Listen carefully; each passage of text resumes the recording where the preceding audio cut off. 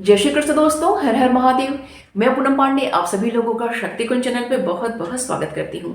मार्गशीर्ष मास अर्थात अगहन मास के शुक्ल पक्ष की पंचमी तिथि विवाह पंचमी के नाम से जानी जाती है। विवाह पंचमी भगवान श्री राम और माता सीता के विवाह की वर्षगांठ का उत्सव दिवस है। इस दिन माता जानकी का और भगवान श्री राम का विवाह संपन्न हुआ था। इस सन 2024 में 6 दिसंबर दिन शुक्रवार को विवाह पंचमी मनाई जाएगी। अगहन शुक्ल पक्ष की पंचमी तिथि 5 दिसंबर की दोपहर में 12:49 से शुरू हो रही है और 6 दिसंबर की दोपहर में 12:07 पर समाप्त हो रही है। इस दिन भगवान श्री राम का और माता सीता का पूजन करने से अखंड सौभाग्य की प्राप्ति होती है। वैवाहिक जीवन सुखद होता है। कुंवारी लड़की या लड़का अगर पूजन करते हैं तो उनका विवाह शीघ्र होता है।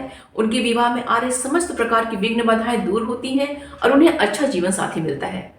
भगवान श्री राम और माता सीता का विवाह उत्सव मनाने से जीवन में चल रही समस्त प्रकार की संकट परेशानियां दूर हो जाती हैं और भगवान श्री राम और माता सीता की विशेष कृपा दृष्टि प्राप्त होती है। आज इस वीडियो में मैं आप लोगों को विवाह पंचमी के दिन हम स्वयं से घर पे किस सरल विधि से, सरल तरीके से भगवान श्री राम और माता सीता का पूजन, उनका विवाह उत्सव हम घर पे मना सकते हैं, इसकी विधि मैं आपको बताऊंगी। अब बिल्कुल शास्त्रोक्त तरीके से स्टेप बाय स्टेप पूजा की मैं सारी विधि आपको बताऊंगी ताकि बहुत ही सरल तरीके से इस पूजा को आप अपने घर पे कर सकिए। क्योंकि यह पूजा जो होती है बहुत ही महत्वपूर्ण मानी जाती है। इससे अखंड सौभाग्य की प्राप्ति होती है। इससे अगर आपको संतान प्राप्ति में बाधा आ रही है तो आपको संतान प्राप्ति होती है। कुंवारी लड़कियां जो होती हैं, अगर उनके शादी विवाह में विघ्न बाधाएं चल रही होती हैं, विवाह बहुत देर से हो रहा होता है, तो वो सब परेशानियां दूर होती हैं। विवाह अति शीघ्र इसका होता है। जो भी ये पूजन करता है उसके विवाह में चल रही समस्त प्रकार की विघ्न बाधाएं दूर हो जाती हैं। कैरियर के क्षेत्र में अगर आपको कोई समस्या आ रही है तो ये पूजन आप कर सकती हैं। अगर स्थिर लक्ष्मी की प्राप्ति करना है तो यह पूजन कर सकती हैं।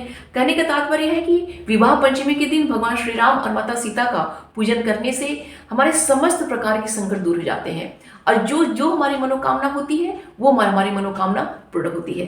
तो चलिए हम लोग पूजा को प्रारंभ करते हैं। तो सबसे पहले हमें एक चौकी स्थापित करनी है। चौकी पे हमें पीला कपड़ा बिछाना है। अगर पीला कपड़ा नहीं है तो लाल कपड़ा भी आप बिछा सकते हैं। और भगवान श्री राम की, माता सीता के हमें एक फोटो स्थापित करनी है। अगर राम परिवार, जो राम दरबार होता है, ये अगर फोटो हम लगाते हैं तो सबसे उपयुक्त माना जाता है। तो अगर ऐसी फोटो आपके पास है तो इसे ही रखिएगा। अगर ऐसी नहीं है तो भगवान श्री राम और माता सीता का जो फोटो है उसको आप स्थापित कीजिएगा। अगर मूर्ति आपके पास है तो आप मूर्ति भी स्थापित आप कर सकते हैं। और इस पूजन में केले का पूजन का बहुत ही ज्यादा महत्व होता है। इस दिन, जो विवाह पंचमी के दिन केले के वृक्ष की पूजा की जाती है, इनका परिक्रमा किया जाता है, बहुत ही महत्वपूर्ण माना जाता है। इसके अतिरिक्त चौकी पे अपने हम एक दीपक जो प्रज्वलित करेंगे। दीपक जो है आप तिल के तेल का भी जला सकते हैं और घी का भी जला सकते हैं। गणेश जी को हम स्थापित करेंगे। हमारे पास जो भी शंख है, दक्षिणावर्ती शंख, वामावर्ती शंख, उसकी स्थापना हम करेंगे और कलश की स्थापना हम करेंगे। कलश की जो स्थापना हम करेंगे वो हम गेहूं के ऊपर करेंगे या फिर हम सफेद तिल के ऊपर करेंगे। और कलश को हम दीप कलश भी बना सकते हैं, फल कलश भी बना सकते हैं और श्री कलश भी बना सकते हैं। तो मैंने देखिए यहाँ पे जो है फल कलश बनाया हुआ है। इस तरीके से अपनी चौकी हम अरेंज कर लेंगे।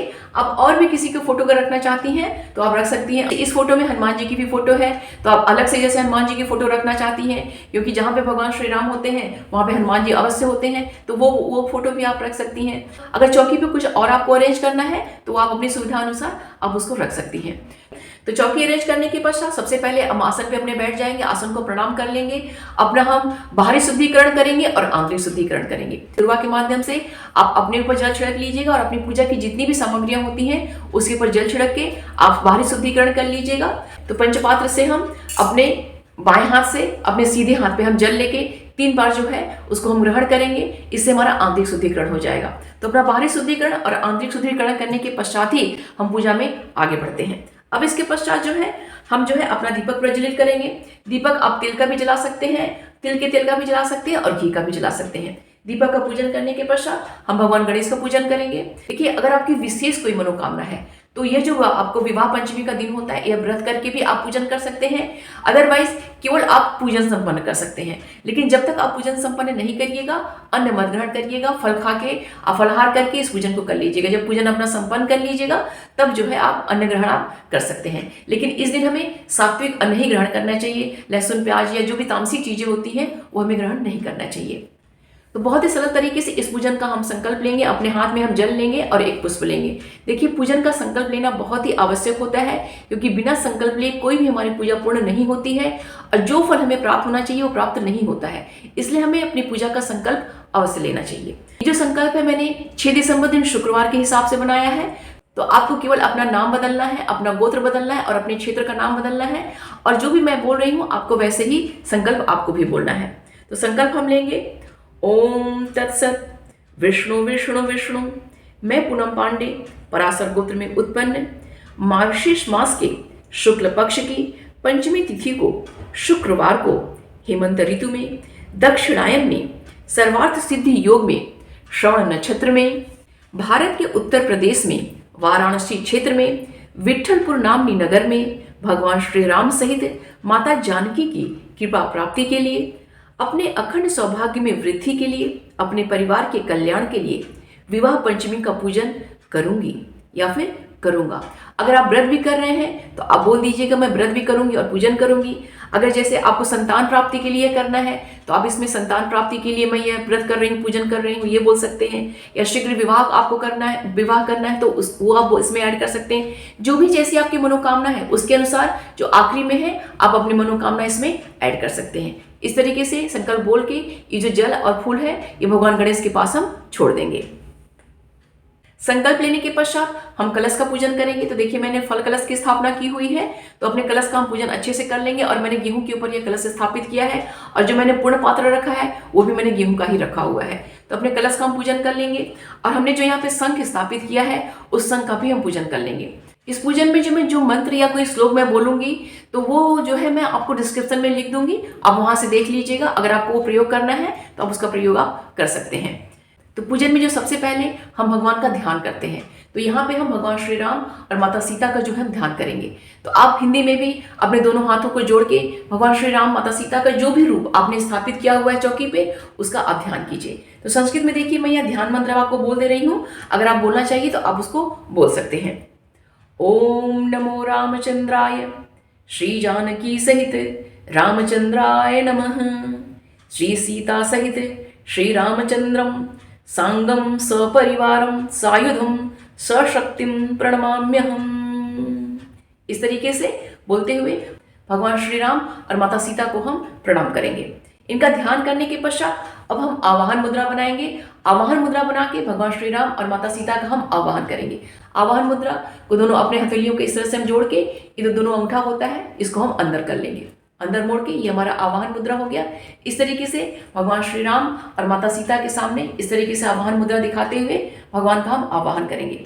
अब मंत्र पूरी पूजा में हम बोलेंगे, श्री जानकी सहित रामचंद्राय नमः। फिर से मैं बोल दे रही हूँ, श्री जानकी सहित रामचंद्राय नमः।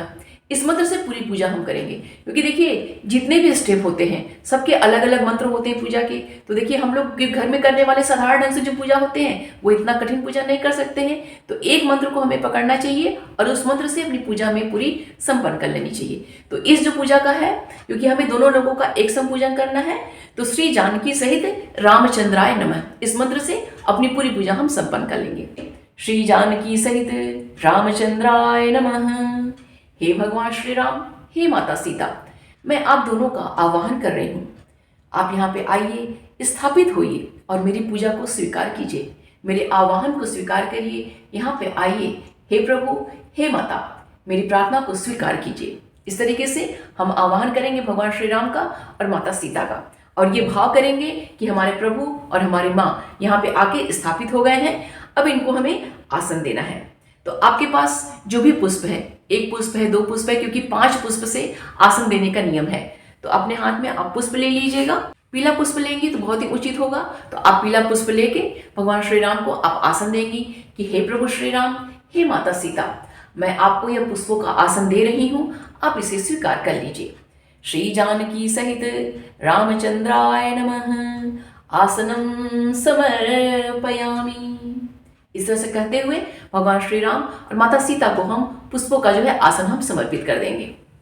अब हमने जब भगवान श्री राम को, माता सीता को यहाँ पे आसन दे दिया, तो अब हमें भाव करना है कि प्रभु श्री राम और माता सीता उस आसन पे विद्यमान है।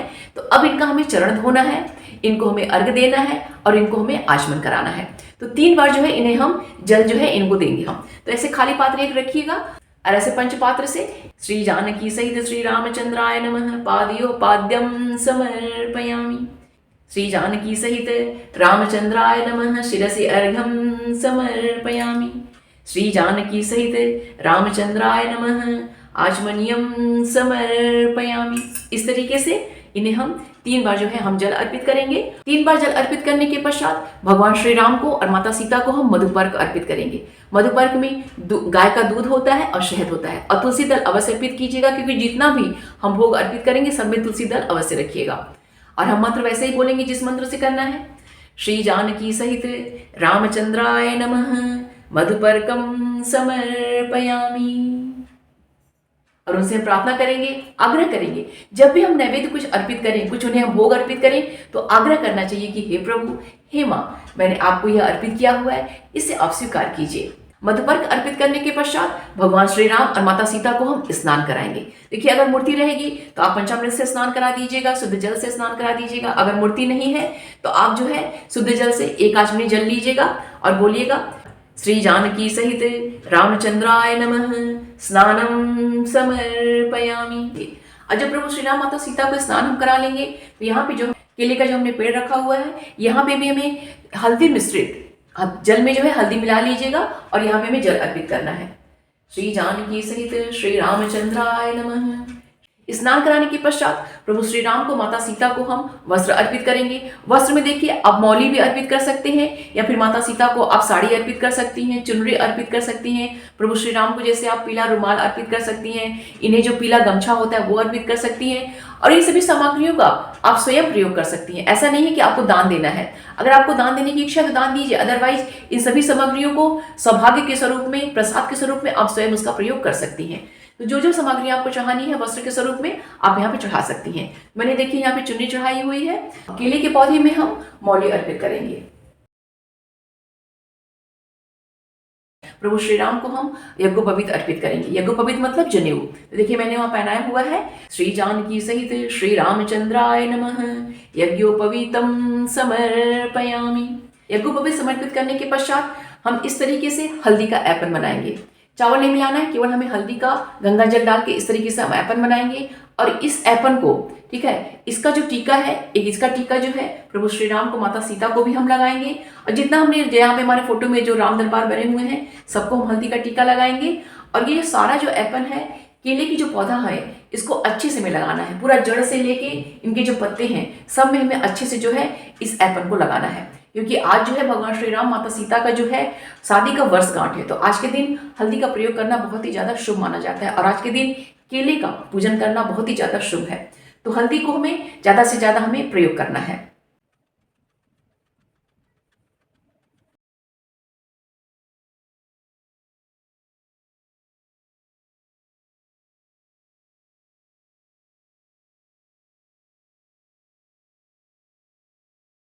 मेरे यहाँ पे केले के पौधे में, तुलसी के भी बहुत सारे पौधे निकले हुए हैं, तो मैंने इसमें भी जो हल्दी लगा दिया है। हल्दी लगाने के पश्चात जब हमें कुमकुम का टीका भी इस पे लगा देना है, ठीक है। क्योंकि जितना देखिए हम हल्दी का प्रयोग करेंगे हमारे जीवन में उतनी ही ज्यादा शुभता आएगी। तो हल्दी और कुमकुम का हमें प्रयोग करना है। इतना करने के पश्चात अब माता सीता को हमें श्रृंगार की सामग्री अर्पित करनी है।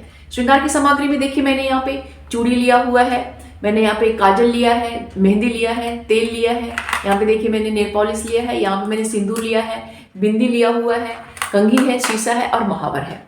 ये तो मैं सामग्री अर्पित कर रही हूँ। इसे मैं प्रसाद के स्वरूप में स्वयं प्रयोग करूंगी और अपने घर की जो सौभाग्यवती औरतें हैं उनको भी मैं इसे दान स्वरूप में दूंगी। तो सामग्री जो है आप अपने हिसाब से कम ज्यादा कर सकती हैं। इसमें जैसे सुहाग की सामग्री में बिछिया भी आप ऐड कर सकती हैं, पायल भी आप चढ़ा सकती हैं। मैंने साड़ी के लिए बताया है कि साड़ी आप चढ़ा के उसको स्वयं भी आप प्रयोग कर सकती हैं।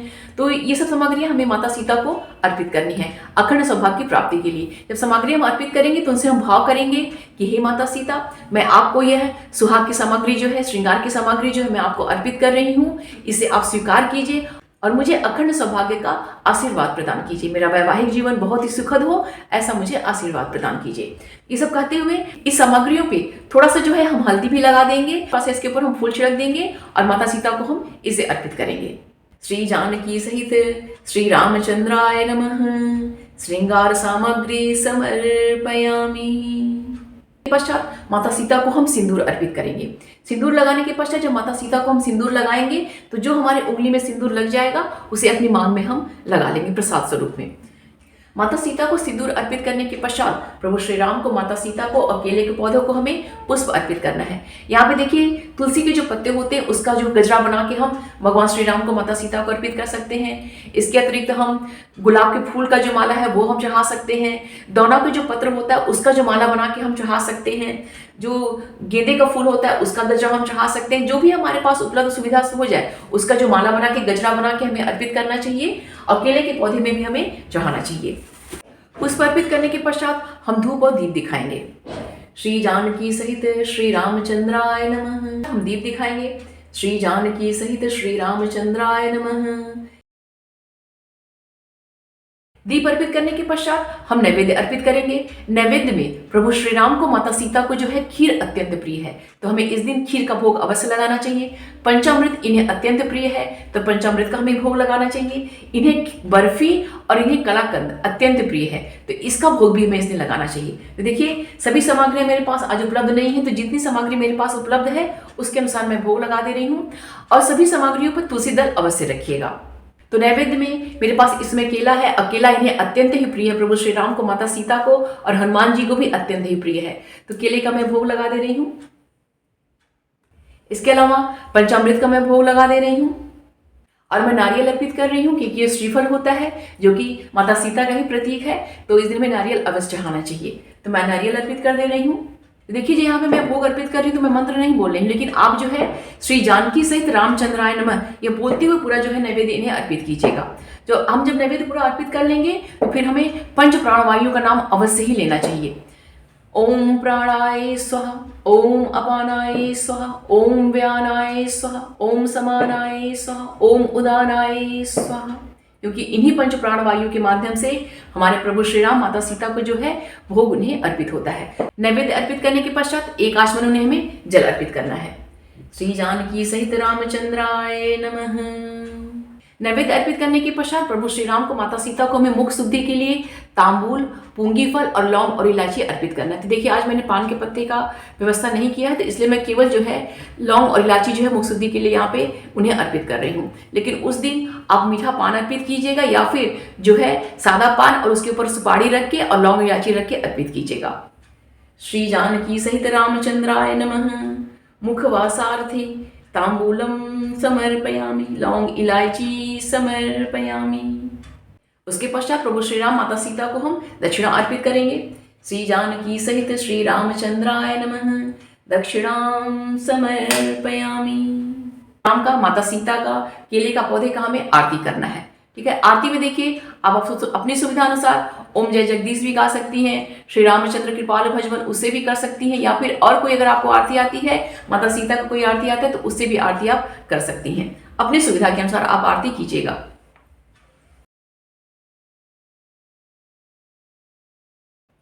आरती करने के पश्चात आप अपनी जगह पे खड़ा होके जैसे हम सूर्य नारायण की परिक्रमा करते हैं उस तरीके से अपने दाहिने साइड से हमें 4 बार जो है परिक्रमा कर लीजिएगा। आज के दिन केले के पौधे का परिक्रमा करना भी बहुत ही महत्वपूर्ण माना जाता है तो इनका भी परिक्रमा हमें आज के दिन अवश्य करना चाहिए। प्रदक्षिणा करने के पश्चात हमें क्षमा याचना करनी चाहिए। अपने हाथ में आप पुष्प ले लीजिएगा। आप हिंदी में भी भाव करके क्षमा याचना कर सकती हैं कि हे प्रभु श्री राम, माता सीता, जो भी मैंने त्रुटियां की हैं पूजा पाठ में उसे आप क्षमा कर दीजिए और मेरी पूजा को आप पूर्ण कीजिए और सफल कीजिए। जो भी मेरी मनोकामना है उसको आप पूर्ण कीजिए। या फिर आप संस्कृत में भी अगर आपको आता है मंत्र तो आप बोल सकती हैं। आह्वानम ना जानामि तवार्चनम पूजाम चैव ना जानामि क्षम्यताम परमेश्वर। मंत्रहीनम क्रियाहीनम भक्तहीनम सुरेश्वर यद पूजितम मया देव परिपूर्णम तदस्तु मे। इस तरह से कहते हुए आपने जो पुष्प लिया हुआ है वो प्रभु श्री राम, माता सीता के पास आप छोड़ दीजिए। उसके पश्चात अगर आप पुरुष हैं तो भगवान श्री राम को, माता सीता को आप पुनः जो है दंडवत प्रणाम कीजिए। अगर आप स्त्री हैं तो भगवान श्री राम, माता सीता को आप अर्धदंडवत आप प्रणाम कीजिए।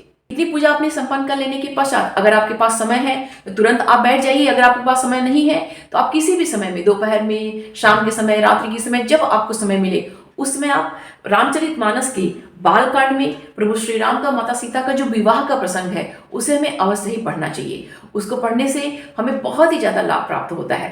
तो रामचरितमानस में बालकांड का जो राम सीता का जो विवाह का प्रसंग है वो बालकांड में दोहा नंबर 305 से लेके 329 तक है। ये इनके भगवान श्री राम के माता सीता का विवाह का प्रसंग है।